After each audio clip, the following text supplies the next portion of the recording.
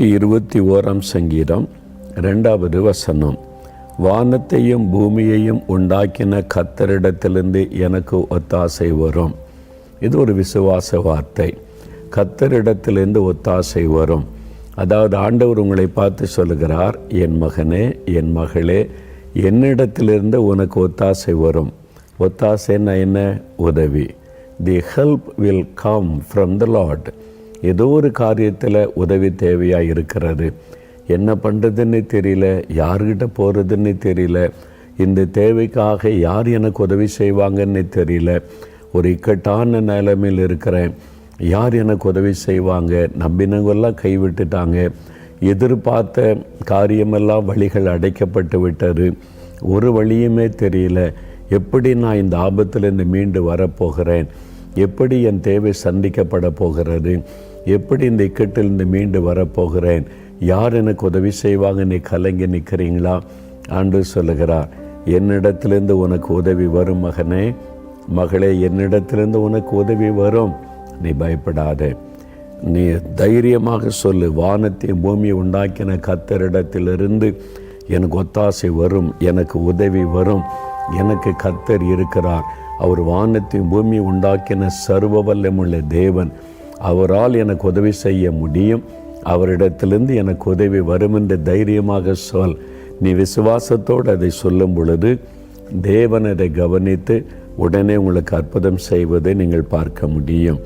இன்றைக்கு அநேக சமயங்களில் நம்ம பல மக்களை உதவிக்காக நாடுகிறோம், தேடுகிறோம். சில சமயம் பதவியில் இருக்கிற மக்கள் உதவி செய்வார்கள் என்று நினைக்கிறோம். அதிகாரத்தில் உள்ளவர்கிட்ட போனால் உதவி கிடைக்கும் என்று நினைக்கிறோம். எல்லாம் ஏமாற்றம், எல்லா இடத்திலும் தடைகள். நான் நம்பின காரியத்திலிருந்து வரவேண்டிய உதவிகள் வரவில்லை, ஒரு மார்க்கமும் இல்லை என்ற கலக்கம். ஆனால் அந்த சூழ்நிலையிலையும் நீங்கள் பயப்படாதங்க, உதவி உங்களுக்கு வரும். ஆண்டவர் இயேசு கிறிஸ்து இந்த உலகத்தில் உலாவின நாட்களில் அநேகருக்கு உதவி செய்தார்.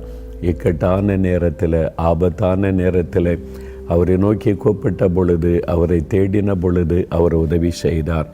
சில சம்பவங்களை நம்ம பார்த்து ஜெபிக்கலாம். பரிசுத்த மத்தேயு எழுதின சுவிசேஷம் 14ஆம் அதிகாரத்தில் ஒரு சம்பவம் எழுதப்பட்டிருக்கிறாரு. இயேசு தன்னுடைய சீஷர்களை படகிலே அக்கறைக்கு போங்கள், கலிலேயா கடலில் அக்கறைக்கு போங்க, நான் ஜெபம் பண்ணி விட்டு வருகிறேன் என்று அனுப்புகிறார். அவர்கள் படகிலே பிரயாணப்பட்டு போகிறார்கள். கலிலேயா கடல், இரவு நேரம், நடுக்கடலில் அகப்பட்டு கொண்டாங்க. ஏன்னா எதிர்காற்று, பெரும் காற்று வீசினது, அலைகள் கொந்தளித்தது. அதனால் முன்னேறி போக முடியலை. ஆபத்தான சூழ்நிலை. யார் உதவி செய்வாங்க? நடுக்கடல் அகப்பட்டு கொண்டோமே. தங்களால் முடிந்த முயற்சிகளை செய்து பார்க்குறாங்க. அதே கடலில் மீன்பிடி தொழில் செய்து கொண்டிருந்த பேதுரு, யோவான், யாக்கோபெல்லாம் அங்கே தான் இருக்கிறாங்க. அவங்கெல்லாம் முயற்சி பண்ணி பார்க்குறாங்க, ஒன்றும் நடக்கவில்லை. எல்லாம் தோல்வி அடைந்த நிலைமையில் என்ன செய்வதென்று தடுமாறும்போது இயேசு கடலின் மீது நடந்து வருகிறார். மத்தேயு 14ஆம் அதிகாரம் 22 முதல் வாசித்தால் இதை பார்க்க முடியும். உதவி செய்வதற்கு வருகிறார். ஆபத்தான சூழ்நிலையில் வருகிறார். ஒரு வழியும் இல்லை தப்பித்து கொள்ள என்று கலங்கின சமயத்தில் இயேசு வருகிறார். கடலில் நடந்து நடுக்கடல் வரைக்கும் நடந்து வருகிறார். கடல் மேலே நடந்து, பெரும் காற்று வீசி கடல் கொந்தளித்து கொண்டிருக்கிற சமயம், அவங்க ராத்திரியில் திடீர்னு ஒரு உருவம் கடல் மேலே நடந்து வந்தால் எப்படி இருக்கும்? அது ஆவேசம், அது ஒரு அசுத்த ஆவியாக இருக்குன்னு பயப்படுறாங்க. இயேசு சொல்லுகிறார், நான் தான், பயப்படாருங்க, உங்களுக்கு உதவி செய்ய நான் வந்திருக்கிறேன். நீங்கள் ஆபத்தில் அகப்பட்டிருக்கிறீங்கன்னு எனக்கு தெரியும், நான் வந்துட்டல்ல, என்னை பயப்படாருங்க. இயேசு வந்து அந்த படகு அமிழ்ந்து போகாதபடி காற்று கடலை மதட்டி அமைதல் படுத்தி பாதுகாத்தார். அந்த சம்பவம் எழுதப்பட்டிருக்கிறாரு. அதில் முக்கியமான விஷயம் என்னென்னா, பேதுரு படகுலிருந்த பெரிய ஆபத்து, இயேசு கிறிஸ்து பக்கத்தில் போயிட்டு நம்ம தப்பித்து கொள்ளலான்னு சொல்லி, ஆண்டவரே, நானும் கடல் மேலே நடந்து உங்கள் பக்கத்தில் வரணும், எனக்கு அனுமதி கொடுங்கன்னு இயேசுவான்னு சொல்லிட்டார். உடனே படகு விட்டு இறங்கி பேதுரு கடலின் மேலே நடக்கிறார். சில அடிகள் நடந்த பிறகுதான் திரும்பி பார்த்தா அங்கே படகு தத்தளிக்குது, பெருங்காற்று வீசுது, இருட்டான நேரம், ஒரு ஆபத்தான சூழ்நிலை. பயந்து அமிழ்ந்து போகிறார். பயம் வந்துட்டா அவிசுவாசம். அவிசுவாசம் வந்துட்டால் அமிழ்ந்து போகிற சூழ்நிலை. விசுவாசம் இருக்கும்போது தைரியம், விசுவாசம் இருக்கும்போது அற்புதத்தை பார்க்க முடியும். இந்த பயம்தான் நம்ம விழுந்து போக அமிழ்ந்து போக முக்கிய காரணம். அதனால் சாத்தான் சூழ்நிலையை வைத்து பயத்தை தான் நம்முடைய வாழ்க்கையில் கொண்டு வருவான். நீங்கள் பயந்து கொண்டு இருக்கிறீங்கல்ல, இவ்வளவுதான், இனி யார் உதவி செய்வாங்க, அமிழ்ந்து கொண்டு இருக்கிறேன்னு கலங்குறீங்கல்ல. பேதுரு என்ன செய்தார் தெரியுமா? ஆண்டவரே ரட்சியும் என்று கூப்பிட்டார். ஆண்டவரே எனக்கு உதவி செய்யும், என்னை ரட்சியும், நான் அமிழ்ந்து கொண்டிருக்கிறேன் கூப்பிட்ட உடனே இயேசு தம்முடைய கரத்தை நீட்டி பேதுருவை தூக்கினார். நீ பயப்படாத பேதுரு, நான் இருக்கிற உனக்கு உதவி செய்வதற்கு பத்திரமாய் கொண்டு வந்த படகிலே சேர்த்தார். அதே ஆண்டவர் சொல்லுகிறார், நான் உனக்கு ஒத்தாசை செய்வேன், நான் உனக்கு உதவி செய்வேன், நீ அமிழ்ந்து போக மாட்டேன், அழிந்து போக மாட்டேன், சுற்றிலும் இருக்கிற பிரச்சனை கண்டு சோர்ந்து போகாதே மகனே மகளே, நான் இருக்கிற உனக்கு என்று ஆண்டவர் சொல்லுகிறார். வெளியே தேசத்தில் நடந்த ஒரு சம்பவத்தை ஒரு புஸ்தகத்தில் நான் வாசித்தேன். ஒரு ஊழியக்காரர் ஒரு நாள் காலை நடைப்பயிற்சி செய்வது வழக்கம். நடந்துட்டு வந்து களைப்பாக ஒரு பார்க்கில் பெஞ்சில் உட்கார்ந்தார். அங்கே இன்னொரு நண்பர் வந்து அமர்ந்தார். அவருடைய ஷர்ட்டில் ஒரு மீன் ஒரு மீன் வடிவத்தை பேட்ஜாக அணிந்திருந்தார். பார்க்க அழகாக இருந்தது. அந்த மீனை ஒரு பேட்ஜாக கொத்தியிருந்தார். இவர் பார்த்துட்டு கேட்டால் வினோதமாக இருக்குதுன்னு சொல்லி, இந்த மீனை பேட்ஜாக குத்தி இருக்கிறீங்க, இதில் ஏதாவது ஸ்பெஷல் விசேஷம் இருக்குதான்னு கேட்ட உடனே அவர் மகிழ்ச்சியோடு ஒரு காரியம் நடந்த சம்பவத்தை சொன்னார். அவர் ஒரு மாலுமி, கப்பலில் கேப்டனாக இருந்தவர். அவர் நடந்த ஒரு சம்பவத்தை சொன்னார். ஒரு சமயம் கடலில் அவருடைய கப்பல் பிரயாணப்பட்டு கொண்டிருக்கும் பொழுது, அது சரக்கு கப்பல், அது நடுக்கடலில் போய் கொண்டிருந்த சமயம் திடீரென்று கப்பலினுடைய அடிப்பகுதியில் ஒரு ஓட்டை விழுந்து விட்டது. தண்ணீர் குபு குபு என்று உள்ளே வர ஆரம்பித்து விட்டது. அந்த தண்ணீரை இறைத்து கப்பலை சமநிலைக்கு கொண்டு வர அதுக்கு மோட்டர்லாம் வச்சுருப்பாங்க, பிரயாசப்பட்டார்கள். ஆனால் இவங்க வெளியேற்றுற தண்ணியை விட உள்ளே வர தண்ணீர் அதிகமாக இருந்ததுனால ஒன்றும் செய்ய முடியாது. கப்பலில் தண்ணீர் ஏறிக்கொண்டே இருக்கிறாரு. கப்பல் கொஞ்சம் கொஞ்சமாய் அமிழ்ந்து கொண்டு இருக்கிறாரு.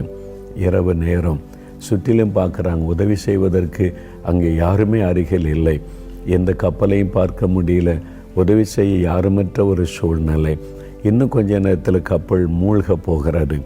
நடுக்கடலில் இருளான சூழ்நிலையில் மூழ்கி கொண்டிருந்த சமயம் 100க்கும் அதிகமான வேலையாட்கள் கப்பலில் இருக்கிறாங்க.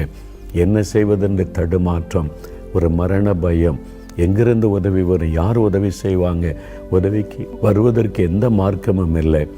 அந்த கப்பல் கேப்டன் அந்த மாலுமி சொன்னார், வாங்க நம்ம ஜெபிக்கலாம், நமக்கு உதவி செய்ய ஒருவர் இருக்கிறார், நம்ம இனி பக்கங்களில் தேடி பார்த்து உதவி வராது, அவரை நோக்கி பார்க்கலான்னு சொல்லி எல்லாரையும் ஒன்று சேர்த்து ஒரு பாடல் பாடி ஆண்டவரை நோக்கி கூப்பிட்டார். ஆண்டவரே, இந்த நடுக்கடலில் இந்த ராத்திரி நேரத்தில் எங்கள் கப்பல் அமிழ்ந்து கொண்டு இருக்கிறாரு, எங்களை காப்பாற்ற இந்த இடத்துல யாருமே இல்லை, எங்களுக்கு உதவி செய்ய யாருமே இல்லை, ஆனால் நீர் உதவி செய்ய முடியும் என்று இயேசுவை நோக்கி ஒரு ஜெபம் பண்ணினார்.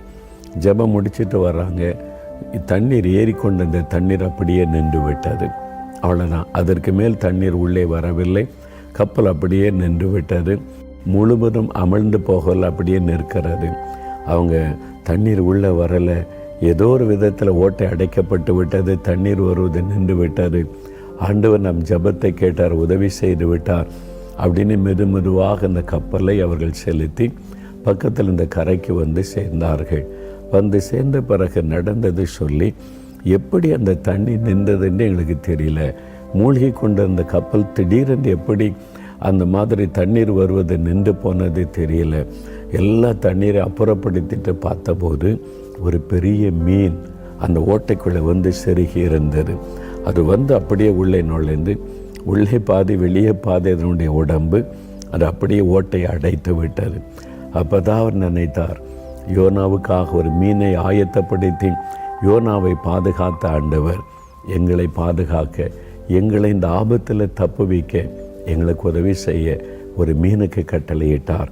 அந்த மீன் வந்து ஓட்டை அடைத்து விட்டது, நாங்கள் உயிர் தப்பினோம். ஆண்டவர் ஒரு மீனை கொண்டு எங்களுக்கு உதவி செய்து எங்களுக்கு அற்புதம் செய்தபடியால் அதை ஞாபகப்படுத்தும்படித்தான் இந்த பேட்ஜை அணிந்திருக்கிறேன் என்று சாட்சியாக சொன்னார். பிரியமானவர்களே, ஆண்டவர் எவ்வளோ அற்புதமானவர் பார்த்தீங்களா. உங்களுக்கு உதவி செய்வதற்கு மனிதர்கள் இல்லாவிட்டால் என்ன, ஆண்டவர் யாரையும் பயன்படுத்த முடியும். அமிழ்ந்து கொண்டிருக்கிற உங்களை காப்பாற்ற, உங்களுடைய குடும்பம் வியாதியில் அமிழ்ந்து கொண்டிருக்கிறதா, கடன் பிரச்சனையில் அமிழ்ந்து கொண்டிருக்கிறீங்களா, சூழ்நிலையிலே பொல்லாத மனிதர்கள் நிமித்தம் இனி காப்பாற்ற வழி இல்லாத சூழ்நிலையில் அமிழ்ந்து கொண்டிருக்கிறீங்களா, ஆண்டு சொல்லுகிறார், நான் இருக்கிறேன், உனக்கு உதவி செய்ய, நான் உனக்கு உதவி செய்வேன், நான் உனக்கு ஏற்ற நேரத்தில் ஒத்தாசை தருவேன், பயப்படாதே என்று சொல்லுகிறார். அவரை நோக்கி கூப்பிடுங்க, இயேசுவே உதவி செய்யும் என்று ஆண்டவர் கட்டாயம் உதவி செய்வார். இன்னொரு சம்பவத்தை மத்தேயு 15ஆம் அதிகாரத்தில் அதில் 22ஆம் வசனம் முதல் வாசிக்கும்போது, ஒரு கானானிய ஸ்திரீ, யூதர்கள் அல்லாதவர்கள் புறஜாதியாக அந்த நாளில் கருதப்பட்டாங்க. இவங்க ஒரு புறஜாதி பெண், கானானிய பெண். அவருடைய மகள் அசுத்தாவினால் பாதிக்கப்பட்டு கொடிய வேதனைப்பட்டாள். தன் மகளை காப்பாற்ற இந்த பெண் எவ்வளோ போராடி இருக்கணும், பண செலவு பண்ணியிருக்கணும், ஒருவேளை மந்திரவாதத்துக்கெல்லாம் போயிருக்கு கூடும். அந்த காலத்தில் அதெல்லாம் இருந்தது. எல்லாம் தோல்வி, ஏமாற்றம். மகள் வேதனைப்பட்டு கொண்டிருக்கிறாள். இயேசுவை குறித்து கேள்விப்பட்டவுடன் யார்கிட்டயோ உதவிக்கு போனேன், பண செலவு பண்ணேன், ஆனாலும் உதவி செய்ய முடியல, இந்த இயேசுகிட்ட போனால் எனக்கு உதவி கிடைக்கும் என்று வந்து அவள் பாருங்கள் 25ஆம் வசனத்தில் அவள் வந்து, ஆண்டவரே எனக்கு உதவி செய்யும் என்று இயேசுவை பணிந்து கொண்டாள். இயேசுவே எனக்கு உதவி செய்யும். அவர் யூதருக்கு மட்டும்தான் உதவி செய்வாரா, புறஜாதி மக்களுக்கு உதவி செய்ய மாட்டாரா? இன்றைக்கி சில கிறிஸ்தவங்களுக்கு மட்டும்தான் உதவி செய்வாரா, கிறிஸ்தவர் அல்லாதவங்களுக்கு உதவி செய்ய மாட்டாரா? இயேசுவுக்கு பட்சபாதம் பார்க்க தெரியாது. அவர் மதங்களுக்கெல்லாம் அப்பாற்பட்டவர். நீங்கள் யாராயிருந்தாலும், எந்த மதத்தை சார்ந்தவராயிருந்தாலும், நீங்கள் என்ன இனம் என்ன மொழி பேசுகிறவளாயிருந்தாலும், எனக்கு இயேசு உதவி செய்வார் என்ற விசுவாசத்தோடு இயேசுவே உதவி செய்ய கூப்பிட்டால் போதும், உங்களுக்கு அவர் உதவி செய்வார், உங்களுக்காக அற்புதத்தை செய்வார். பாருங்கள், இந்த மகள், ஆண்டவர் முதலாவது சில காரியத்தை சொல்லுகிறாள். நீ என் மகளாக மாறு, என் மகளாக மாறினா உனக்கு அற்புதம் செய்ய முடியும் என்று. அவள் தன்னை தாழ்த்தி ஜெபித்த போது ஆண்டவர் அவளை தன் மகளாக அங்கீகரித்து அற்புதமான விடுதலை கொடுத்தார். உன் விசுவாசம் பெரிது மகளே, நீ விசுவாசித்தபடி ஆக கடவுதென்றார். உடனே அந்த மகள் விடுதலை ஆக்கிவிட்டாள். விசுவாசம். நீங்கள் விசுவாசிங்க. உங்கள் பிரச்சனை பெரிதாக இருக்கலாம், மருத்துவர்கள் கைவிட்டு இருக்கலாம், ஏன் மந்திரம் பில்லி சொன்ன எல்லாமே செஞ்சு பார்த்துட்டேங்க, ஒன்றுமே வழியில் அவ்வளோதான் சூழ்நிலைக்கு வந்திருக்கலாம். யார் உங்களை கைவிட்டு இருந்தாலும், எது உங்களை கைவிட்ட சூழ்நிலைக்குள்ளே கொண்டு வந்திருந்தாலும், இயேசு உதவி செய்ய ஆயத்தமாக இருக்கிறார். உனக்கு ஒத்தாசை வரும், உதவி வரும், நான் இருக்கிறேன் என்று இயேசு உங்களை பார்த்து சொல்லுகிறார். பயப்படாதுங்க. ஒரு சகோதரி, அவங்க கிறிஸ்தவர் அல்லாதவங்க, அவங்க அசுத்த ஆவியினால் தாக்கப்பட்டு சரீரம் பாதிக்கப்பட்டு மிகுந்த வேதனை அனுபவித்தார்கள். பயம், ராத்திரில் தூங்க முடியாது, இரவெல்லாம் வேதனை, சரீரத்தில் வேதனை, மனதளவில் வேதனை. எப்படியாவது விடுதலை பெறணும், பண செலவு பண்ணி மந்திரவாதம் செய்ய போனாங்க. தாயத்தெல்லாம் கட்டி பார்த்தாங்க, பண செலவு பண்ணாங்க லட்சக்கணக்காக. ஒன்று விடுதலை இல்லை. அவருடைய கணவர் தன் மனைவி காப்பாற்றி எவ்வளோ போராடினார், யாராலும் உதவி செய்ய முடியல. கடைசியில் கேள்விப்பட்டாங்க, இந்த இயேசு கிறிஸ்துக்கிட்ட போனால் விடுதலை கிடைக்குமாமே. கேள்விப்பட்டு ஒரு முறை என்ன அந்த பிரார்த்தனை பண்ணுற இடத்துக்கு கூட்டிகிட்டு போங்கன்னு சொல்லி அவருடைய குடும்பத்தார் கூட்டி கொண்டு வந்தாங்க. 4 மாடியில் நம்முடைய தேவனுடைய கூடாரத்துக்குள்ளே அந்த மகள் நுழைந்த போது அவங்களுக்கு எந்த ஊழியக்காரரையும் தேடி வரல. ஊழியக்காரரை தெரியாது, மோகலாசஸை தெரியாது, ஜெபிப்பாங்க, இது செய்வாங்க, அதெல்லாம் தெரியாது. இந்த இடத்துக்கு போனால் இயேசு அற்புதம் செய்கிறார், அது ஒன்று தான் தெரியும். உள்ளே வந்தாங்க, அந்த பார்த்தாங்க, முழங்கால் படிட்டாங்க, இயேசுவேன்னு கூப்பிட்டாங்களாம். அவங்க சொல்கிறாங்க, எனக்கு இயேசுவை தவிர வேறு எதுவுமே தெரியல. அங்கே ஊழியம் செய்கிறவங்க, ஊழியக்காரங்க யாரும் எனக்கு தெரியல. நான் போய் அதில் முழங்கால் படிட்டு இயேசுவே உதவி செய்யன்னு கூப்பிட்டேன். இயேசு அவளுக்கு தன்னை வெளிப்படுத்தினார். இயேசு வந்தார், அந்த மகளுக்கு விடுதலை கொடுத்து விட்டார். அசுத்தாவி விலகி போனது, விடுதலை. அவளை வாதித்து கொண்ட இந்த மரண போராட்டம் மாறினது. பயத்தின் ஆவி விலகினது, பெரிய சந்தோஷம். அவங்க சொல்கிறாங்க, மோகலாசன் யாருன்னெல்லாம் எனக்கு தெரியாது, நான் இயேசு அற்புதம் செய்கிறான்னு கேள்விப்பட்டேன். இங்கே ஜெபம்லாம் நடக்குதுன்னு அறிந்து தான் வந்தேன். இங்கே எப்படி இருக்கும், என்ன செய்வோம், ஒன்றும் தெரியாது. நான் உள்ளே வந்தவுடனே இயேசு மட்டும்தான் எனக்கு தெரிந்தார். அவர் அப்படியே சிங்காசனத்தில் அமர்ந்திருப்பதை நான் பார்த்தேன். இயேசுவேன்னு கூப்பிட்டேன், எனக்கு அற்புதம் செய்தார் என்று அவ்வளோ மகிழ்ச்சியாக சாட்சி சொன்னாங்க. பிரியமானவர்களே, இயேசுவை மட்டும் நோக்கி பாருங்கள். ஊழியக்காரனை அல்ல, ஊழியர்கள் மனிதர்கள் உங்களுக்கு ஜெபம் பண்ணுவாங்க, உதவி செய்வாங்க. விடுதலை கொடுப்பது இயேசு தான், சுகம் கொடுப்பது இயேசு தான். அவர் உங்களுக்கு உதவி செய்ய முடியும். நாங்கள் ஜெப உதவி செய்ய முடியும், அற்புதம் செய்ய முடியாது. அதனால் இயேசுவை நோக்கி பாருங்கள். வசனம் என்ன சொல்லுகிறாரு? வானத்தை பூமி உண்டாக்கின கர்த்தரிடத்திலிருந்து உதவி வரும். அவரை தான் நீங்கள் நோக்கி பார்க்கணும். அவர் தான் உங்களுக்கு உதவி செய்வார், கட்டாய அற்புதம் செய்வார், சுகம் தருவார், விடுதலை தருவார், நிம்மதி தருவார், சந்தோஷம் சமாதானம் தருவார். நீங்கள் பயப்படுகிற சூழ்நிலைகளை மாற்றி விடுவார். அவர் உங்களுக்கு உதவி செய்ய ஆயத்தமாக இருக்கிறார். உங்களுக்கு உதவி வரும். விசுவாசத்தோடு சொல்லுங்கள், கர்த்தரிடத்திலிருந்து எனக்கு உதவி வரும், இயேசு கிறிஸ்துவிடத்திலிருந்து எனக்கு உதவி வரும், அவர் கட்டாயம் எனக்கு உதவி செய்வார்னு விசுவாசத்தோடு சொல்லுங்கள். பாருங்கள், இந்த மகளுக்கு ஆண்டவர் உதவி செய்து அற்புத விடுதலை கொடுத்தார். வேத புஸ்தகத்தில் இன்னொரு சம்பவம், பரிசுத்த யோவான் எழுதின சுவிசேஷம் 2ஆம் அதிகாரத்தில் எழுதப்பட்டிருக்கிறது. இயேசு செய்த முதலாவது அற்புதம் இங்கே தான் எழுதப்பட்டிருக்கிறது. இயேசு ஊழியத்தை ஆரம்பித்த போது அவர் செய்த முதலாவது அற்புதம், அது ஒரு கல்யாண வீடு. கானா ஊர் என்ற ஊரில் கல்யாண வீடு. இயேசு கிறிஸ்துவனுடைய தாயாரும் அங்கே இருந்தாங்க. அப்போ இயேசுடைய உறவினர், அவங்க சொந்தக்கார வீட்டு திருமணமாக இருக்கலாம் என்று நம்பப்படுகிறாரு. அப்போ இயேசு அங்கே போயிருந்தார், கல்யாணத்துக்கு அழைச்சதுனால போயிருந்தார், அவ்வளோதான். அந்த கல்யாணத்தில் ரொம்ப சிறப்பானது, திராட்சை ரசம் பரிமாறுவாங்க. அங்கே எல்லா வீட்டுக்கு முன்னாலே திராட்சை செடிகள் இருக்கும், பெரிய பெரிய திராட்சை தோட்டங்கள் இருக்கும். திராட்சை ரசம் தான் அந்த விருந்தில் ரொம்ப விசேஷம். இப்போ நம்ம ஊரில், இந்தியாவில், தமிழ்நாட்டில் எடுத்தால் பாயசம்னு போடுவாங்க தெரியுமா, வடை பாயசத்தோட சாப்பாடுன்னு. அதே மாதிரி அங்கே ரொம்ப ஸ்பெஷலானது திராட்சை ரசம். எவ்வளோ வேண்டுமானாலும் பருகலாம், அதுதான் அந்த விருந்தில் சிறப்பு. அந்த திராட்சை ரசம் குறைவுபட்டு விட தீர்ந்து விட்டது. இதுக்கு மேலே இல்லை, இன்னும் விருந்தாட்கள் இருக்கிறாங்க. ஐயோ, குறைவு வந்துட்டு என்ன பண்ணுறது? திராட்சை ரசம் இல்லைன்னு சொன்னால் எல்லோரும் அற்பமாக பேசுவாங்க, கேவலமாக பேசுவாங்க. ஒரு மணமகன் மணமகள் புதிய வாழ்க்கை ஆரம்பிக்கும் போதே ஒரு குறைவு, ஒரு குறை சொல், என்ன செய்வதென்று கலங்கினார்கள். இயேசுவுக்கு செய்தி சொல்லப்படுகிறது, திராட்சை ரசம் இல்லை, குறைவுபட்டு விட்டார். ஒரு ஆபத்தான சூழ்நிலை அவங்க இருக்கிறாங்க. அவமானம் வந்துடுமோ, நிந்தை வந்துடுமோ, இந்த தேவைக்கு என்ன செய்வதுன்னு கலங்குறாங்க. இந்த சூழ்நிலையில் எங்கேயும் போய் இவ்வளோ திராட்சை ரசம் வாங்கவும் முடியாது, எங்கே அப்படி கிடைக்கும்? உதவி செய்வதற்கு ஒரு மார்க்கமும் மற்ற ஒரு சூழ்நிலை. அந்த நிலைமையில் இயேசுகிட்ட சொல்கிறாங்க காரியத்தை. இயேசு ஒரு அற்புதம் செய்தார். தண்ணீரை திராட்சை ரசமாய் மாற்றினார். ஜாடிகளிலே தண்ணீர் நிரப்ப சொல்லி தண்ணீரை திராட்சை ரசமாய் மாற்றினார். அவருடைய துக்கம் சந்தோஷமாய் மாறினார். அவருடைய தேவைகளை சந்தித்து குறைவை நிறைவாக்கி ஒரு பெரிய அற்புதம் செய்து ஆண்டவர் அந்த திருமண வீட்டில் துக்கம் வராதபடி ஒரு மகிழ்ச்சியோடு ஆண்டவர் காத்து கொண்டார். இன்றைக்கு உங்களுடைய வாழ்க்கையில் பண பிரச்சனை, கடன் பிரச்சனை, மகளை படிக்க வைக்கணும், பிள்ளைகளுக்கு திருமணத்தை நடத்தணும், என்ன செய்கிறேன்னு தெரியல, இந்த பிஸ்னஸுக்கு பணம் வேணும், என்ன பண்ணணும்னு தெரியல, இதுக்கு ஃபீஸ் கட்டணும், பணம் இல்லை, இது மாதிரி நெருக்கமான சூழ்நிலை. இவங்க உதவி செய்வாங்கன்னு எதிர்பார்த்தேன், பேங்கில் வாசல் அடைக்கப்பட்டு விட்டார்.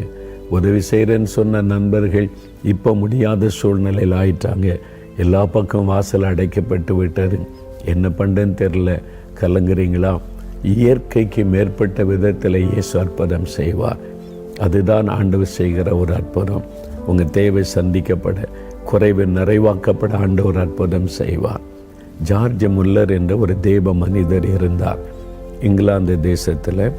ஜார்ஜ் முல்லர், அவர் ஒரு விசுவாச வீரன். ஆண்டவரை விசுவாசித்து சாதித்தார். ஆயிரக்கணக்கான அனாதை பிள்ளைகளை அவர் எடுத்து பராமரித்து வந்தார். இந்த யுத்தத்தில் நிறைய பேர் பெற்றோர் இழந்ததுனால குழந்தைகள் நிறைய அனாதைகள் ஆயிட்டாங்க. அவங்கள கொண்டு வந்து விடுதலை வச்சு பராமரித்தார். அவளுக்கு ஆகாரம் கொடுப்பது, படிக்க வைப்பதை கவனித்தார். இவருக்கு உதவி எங்கேருந்து வரும்? ஆயிரக்கணக்கான பிள்ளைகளுக்கு விசுவாசம். ஆண்டவர் உதவி செய்வார் என்ற விசுவாசம். அவர் மேலே உள்ள விசுவாசத்தில் இந்த ஆர்ஃபனேஜை நடத்தி கொண்டிருந்தார். யாரிடத்திலும் பணம் கேட்க மாட்டார். ஆண்டவரிடத்தில் போய் கேட்பார், ஆண்டவரே நீங்கள் தான் உதவி செய்யணும், இந்த பிள்ளைகளை நீங்கள் தானே கொடுத்தீங்க, பராமரிக்கணும்னு ஜெபம் செய்வார். அந்தந்த நாள் தேவை சந்திக்கப்படும். ஒரு முறை இரவு சாப்பாட்டுக்கு பிறகு உணவு தயாரிக்கிற அந்த கிச்சன் டிபார்ட்மெண்ட்லேருந்து வந்து சொன்னாங்க, ஐயா நாளை காலையில் ரொட்டி பிள்ளைகளுக்கு இல்லை, ரொட்டியும் இல்லை பாலும் இல்லை. காலையில் ரொட்டியும் பாலும் கொடுப்பாங்க, ரொட்டியும் இல்லை பாலும் இல்லை, என்ன செய்யறதுன்னு தெரியல. நாளை காலையில் தானே கர்த்தர் பார்த்து கொள்ளுவார், ஆண்டவர் உதவி செய்வார், நீங்கள் போய் ரெஸ்ட் எடுங்கன்னு சொல்லிட்டு ஜார்ஜ் முல்லர் ஜெபம் பண்ணினார். ஆண்டவரே காலையில் 1000 பிள்ளைகளுக்கு பிரெட்டு வேணும், மில்க் வேணும், நீங்கள் தான் தரணும், நீங்கள் தான் உதவி செய்யணும், நான் உங்களை விசுவாசிக்கிறேன், உம்மை நோக்கி பார்க்கன்னு ஜெபம் பண்ணிட்டு படுத்துட்டார். விடியற் காலையில் ஆர்ஃபனேஜ் அவங்களுடைய கேம்பஸ் கதவு தட்டப்பட்டு ஒரு வேன் உள்ளே வருகிறது. என்னன்னு கேட்டால் அந்த வேன் நிறைய ப்ரெட்டு, ஃப்ரெஷ்ஷாக ப்ரெட்டு வந்து இறங்குற சூட பேக்கரியிலிருந்து வருது. வந்து பெரிய ஒரு ட்ரக்கு நிறையா வந்துட்டு அந்த வேன் ஃபுல்லாக வந்து இறங்கி விட்டார். அந்த வேலையாக காலையிலே வந்து ஜார்ஜ் முல்லர்கிட்ட சொல்கிறேன், ஐயா பெரிய அற்புதம் ஐயா, இந்த மாதிரி ஒரு வேன் நிறையா ப்ரெட்டு ஃப்ரெஷ்ஷாக வந்திருக்குது பாருங்கள் அப்படின்னு சொல்லி ஒரு தந்துட்டு போனாங்க. அவர் சொன்னார், யார் அனுப்பினீங்க? எங்கள் முதலாளி உங்கள்கிட்ட வந்து கொடுத்துட்டு அவர் சொன்னார், என் வேலை முடிஞ்சுன்னு அவன் போய் விட்டான். உடனே சரி காலையில் ப்ரெட்டு வந்து விட்டது கொடுத்துடலாம். ஐயா மில்க்கு பால் கொடுக்கணும், அதெல்லாம் ஆண்டவர் பார்த்து கொள்ளுவார், அவர் உதவி செய்வார், அவர்கிட்ட ஜெபம் பண்ணியாச்சில்ல அவர் பார்த்து கொள்ளுவார். பிள்ளைகள் காலையில் குளித்து புறப்பட்டு அவங்க சாப்பிட வந்துட்டாங்க. டைனிங் ஹாலில் எல்லோரும் உட்கார வச்சாச்சுரு, பிளேட்டு வச்சாச்சுரு, ப்ரெட்டு பரிமாறுறாங்க. அந்த வேலையாளுக்கு அவங்களுக்கு சமையல் காரியத்தை கவனம் பக்கு பக்குன்னுது. சாப்பிட்டு அடுத்தது பிள்ளைகளுக்கு மில்க்கு கொடுக்கணுமே, அதுக்கான கிளாஸ் எல்லாம் வைத்தாக்கி விட்டார். அதெல்லாம் ஒன்றும் பயப்படாத, பால் ஏற்ற நேரத்தில் வரும், ஏற்ற நேரத்தில் உதவி செய்கிற ஆண்டவர் அவர். ப்ரெட் ஏற்ற நேரத்தில் வந்துச்சுல வரும். இவங்க சாப்பிட ஒரு பாட்டு பாடி துதிச்சுட்டு சாப்பிட ஆரம்பிக்கிறாங்க. ஒரு ஆள் வந்து இங்கே யாருங்க இருக்கிறான்னு சொன்ன, என்ன விஷயம்னு கேட்டால், நான் வந்து பக்கத்து சிட்டிக்கு பால் கொண்டு போகிறேன், பால் வேனு, அந்த டேங்க் நிறைய பால் இருக்குது, திடீரென்னு வர்ற வழியில் அந்த வேன் அந்த வண்டி பஞ்சர் ஆகி அப்படியே நின்று விட்டார். இப்போது நான் டயர் மாற்றணும், இதை சரி பண்ணணுமானா அந்த வெயிட்டை இறக்கணும், அந்த பாலெல்லாம் காலி பண்ணாதான் அதை நான் சரிப்படுத்த முடியும், என்ன பண்ணுறதுன்னு யோசித்துக்கிட்டே இருந்தேன். இங்கே வந்து அனாதை விடுதி ஆர்ஃபனேஜ்னு போர்டு இருந்தது, அதை பார்த்துட்டு உங்களுக்கு கொடுக்கலாமான்னு வந்து இந்த பாலை எடுத்துக்கிறீங்களா அப்படின்னு கேட்டான். அவனுக்கு ஆச்சரியம். அந்த வேலையாட்களுக்கு ஜார்ஜ் முல்லர் சிரித்து கொண்டே சொன்னார், ஏற்ற நேரத்தில் உதவி செய்கிற ஆண்டவர். பிள்ளைகள் சாப்பிட்டு முடிக்கிறதுக்குள்ளே பால் வந்து விட்டார். இந்த மாதிரி பல அற்புதங்கள் அப்படி ஊழிய பாதையில் விசுவாசம். நீங்கள் விசுவாசிங்க, எனக்கு கர்த்தரிடத்திலிருந்து ஒத்தாசை வரும், கர்த்தரிடத்திலிருந்து உதவி வரும், என்னை வெட்கப்பட விட மாட்டார். விசுவாசிங்க. உங்களுக்கு உதவி செய்யத்தானே சிலுவையில் தன்னை பலியாய் கொடுத்தார். எனக்கு ஒரு சகோதரனை தெரியும், அவர் வந்து ஒரு வீடு கட்டினார், சின்ன பிஸ்னஸ். வீடு கட்டினதில் கடன், லட்சக்கணக்கான ரூபாய் கடன் ஆகிவிட்டார்.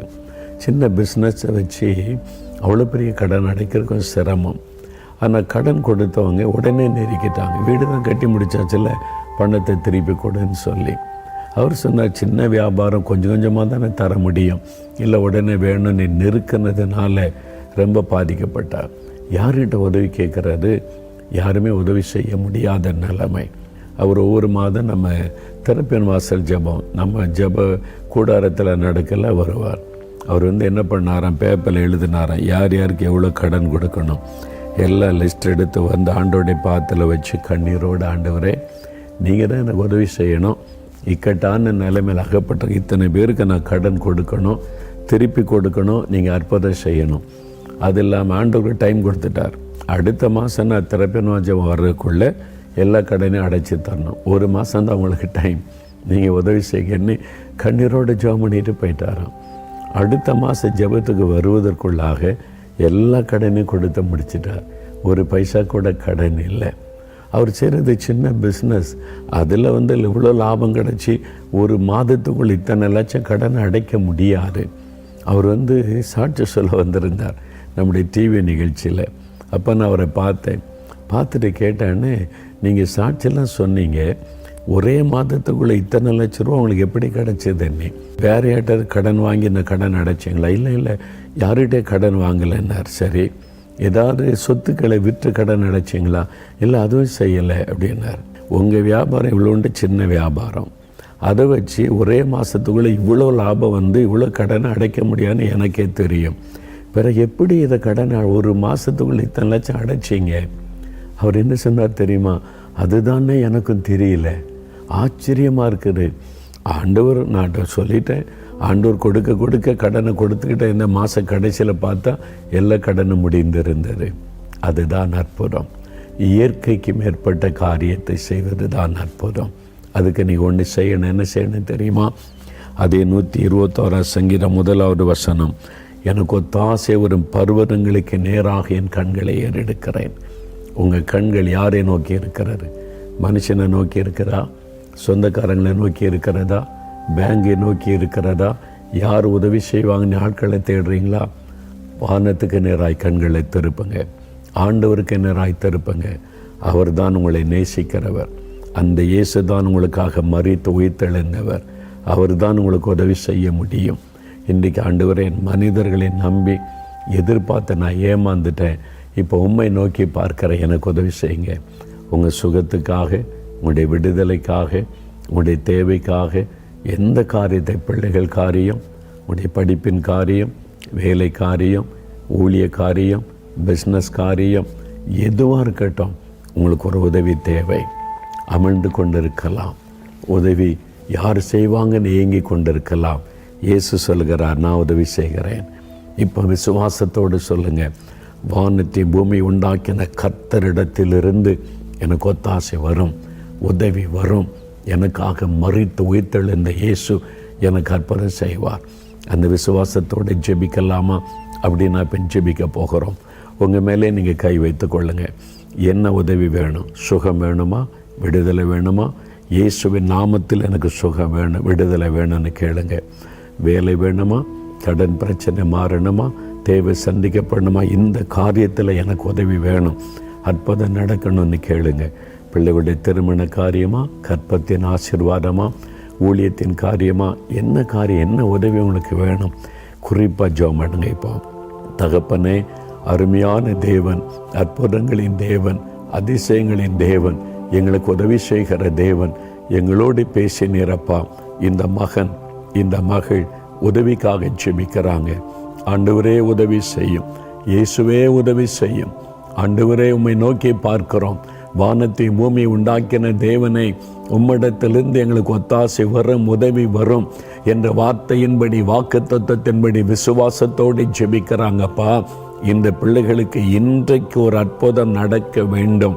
வியாதியோடு ஜெபிக்கிறவர்கள் இயேசு கிறிஸ்துவின் நாமத்தில் சுகம் அடைவார்களாக. பிசாசின் போராட்டங்கள், பயம், கலக்கம், குழப்பங்கள், மன அழுத்தத்தில் வேதனைப்படுகிறவர்கள் இயேசு கிறிஸ்துவின் நாமத்தில் இன்றைக்கு விடுதலை அடைவார்களாக.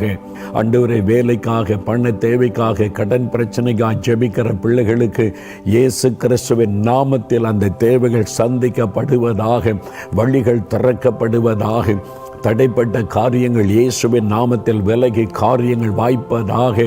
இந்த நாள் முதற்கொண்டு நீர் உதவி செய்வதை அவர்கள் அனுபவிக்கும்படி ஒவ்வொரு நாளும் ஒவ்வொரு காரியத்திலும் நீர் உதவி செய்வீராக, ஒத்தாசை அனுப்புவீராக.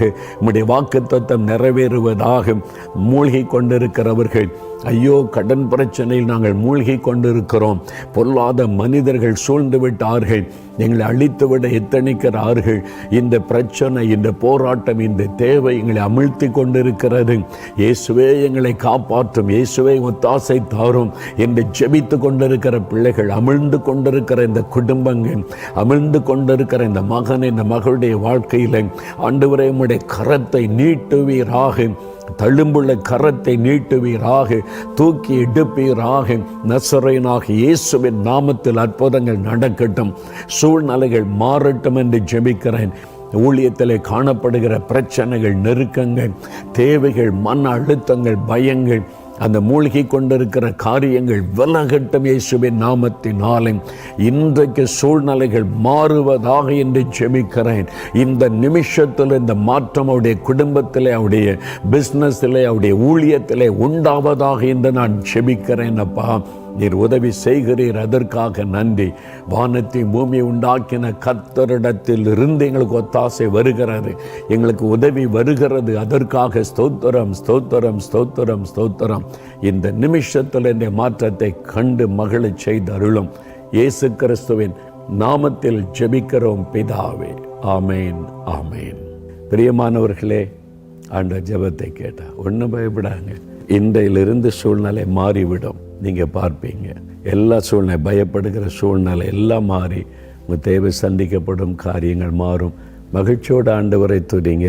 தினந்தோறும் இந்த வாக்குத்தத்தத்தை சொல்லி, ஆண்டவரே நான் உம்மை நோக்கி பார்க்கிறேன், உம்மிடத்திலிருந்து எனக்கு உதவி வரும், உமக்கு ஸ்தோத்திரம் அப்படின்னு துதிச்சுக்கிட்டே இருங்க. அற்புதங்களை காண்பீங்க.